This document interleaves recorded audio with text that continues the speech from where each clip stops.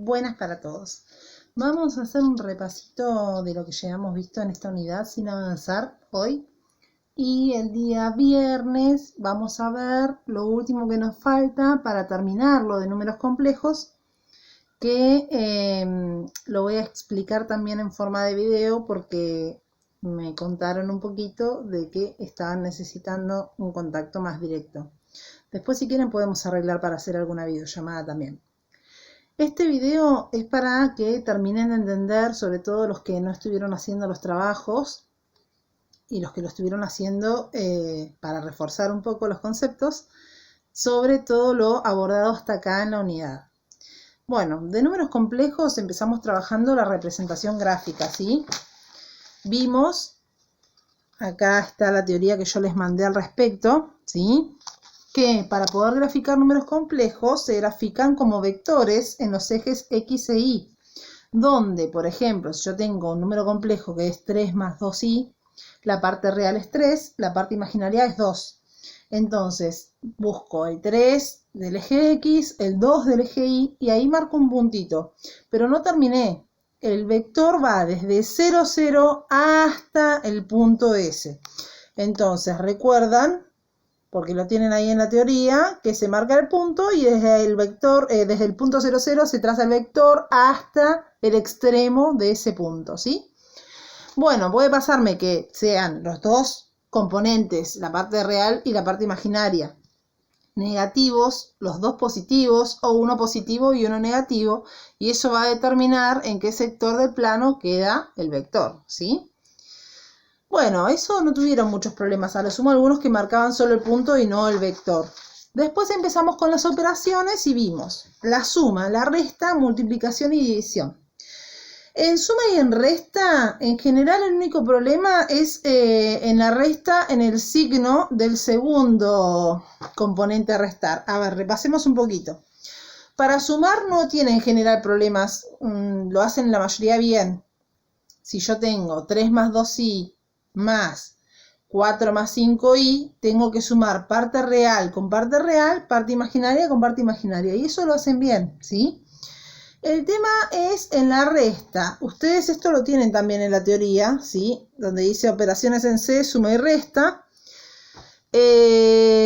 Cuando voy a restar, tengo que considerar que el segundo miembro, la parte imaginaria sería, también cambia de signo en la resta. Veamos el ejemplo. El ejemplo acá dice 3 más 2y menos 5 menos 2y. Fíjense que tengo que hacer 3 menos 5, que eso me da menos 2, y eso lo hacen bien la mayoría. Pero después tengo que hacer 2y menos 2y. Ese doble menos se transforma en más en este caso.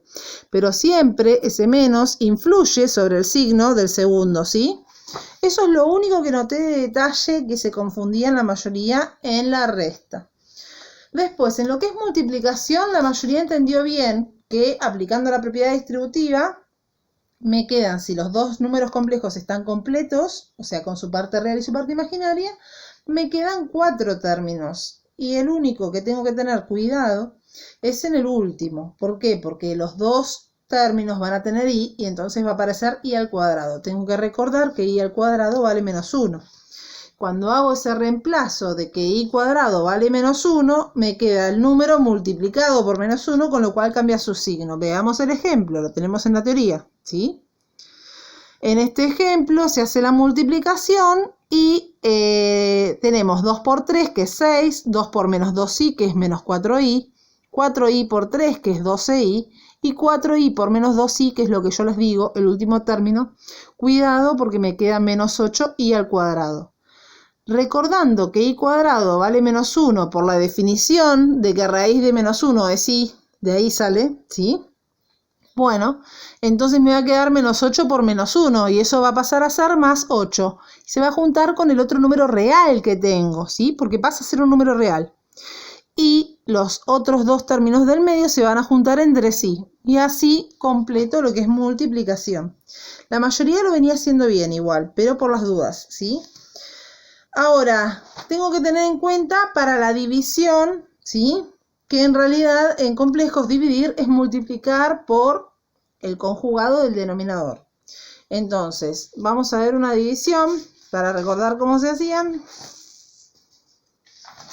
Acá tengo todas las operaciones, división. Bueno, en la división, por ejemplo, acá tengo 2 más 4i sobre, o sea, dividido, 3 más 2i. Hay que multiplicar arriba y abajo por el conjugado del denominador. Como es 3 más 2i, su conjugado es 3 menos 2i. Arriba es una multiplicación como la que vimos recién con propiedad distributiva. El único término a tener cuidado es el último.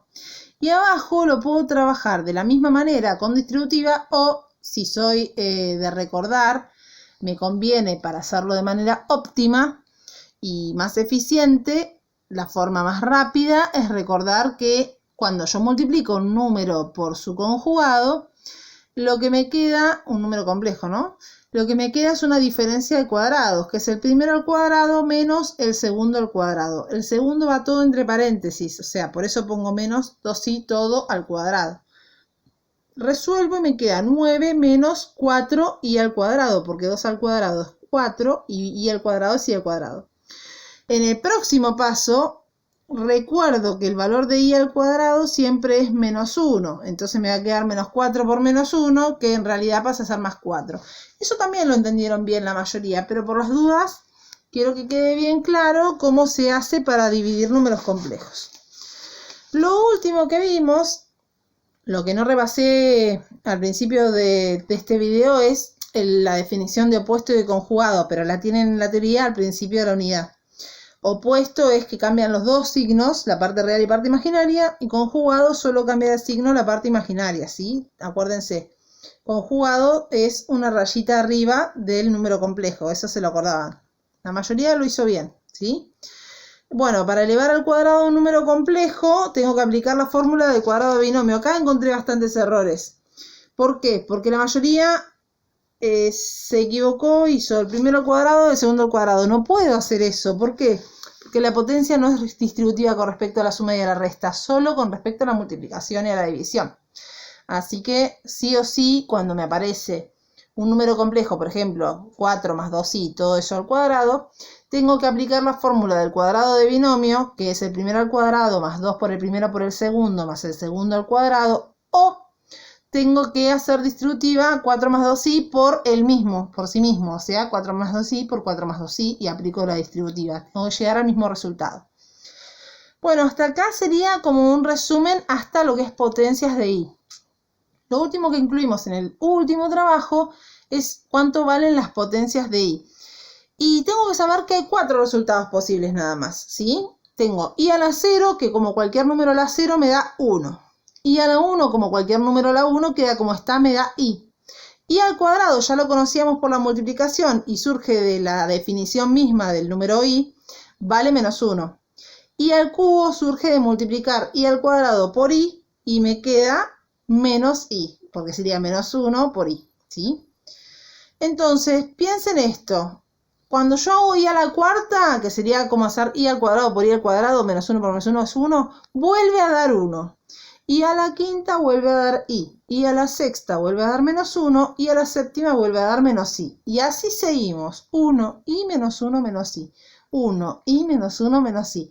1 i menos 1 menos i. 1 i menos 1 menos i. Se van a reír, pero es una forma buena de que les quede grabado el comportamiento, ¿sí?, de estas potencias y los resultados. Tengo alumnos de muchos años, exalumnos, que me dicen, ¿se acuerdan el rap de las i? Y no se acuerdan mucho del tema a veces, pero de esto se acuerdan. Bueno, la cuestión es que esos son los únicos 4 resultados posibles. Es un ciclo, cíclico esto, ¿sí? Cada 4 se repite. Entonces, si me preguntan, y a la 721, yo obviamente no voy a hacer la listita hasta llegar a 721, porque eso sería muy poco matemático y muy poco práctico. Lo que me voy a fijar es, dividiendo por 4, cuántos ciclos completos da y cuánto me sobra. Ese resto es lo que coincide con la potencia que a mí me piden. Entonces, si me piden i a la 721, tengo que hacer 721 dividido 4 y fijarme el resto. En este caso el resto es 1. Entonces, i a la 721 vale lo mismo que i a la 1, o sea, i. y de esa forma puedo resolver cualquier potencia alta de i, ¿sí?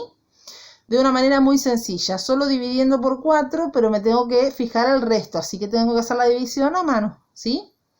Con eso pueden hacer todo hasta el último trabajo. Los que no lo habían entregado, fíjense si pueden adelantar, aunque sea algún trabajito más, ¿sí? Bueno, estos repasos son muy necesarios y está bueno que puedan preguntar también las dudas al respecto. Yo ya les digo, el viernes voy a estar subiendo un video para ver la forma de escribir a un número complejo que no sea la forma binómica, se llama la forma polar. Eso es un tema nuevo y es lo último que nos falta ver de la unidad de números complejos, ¿sí?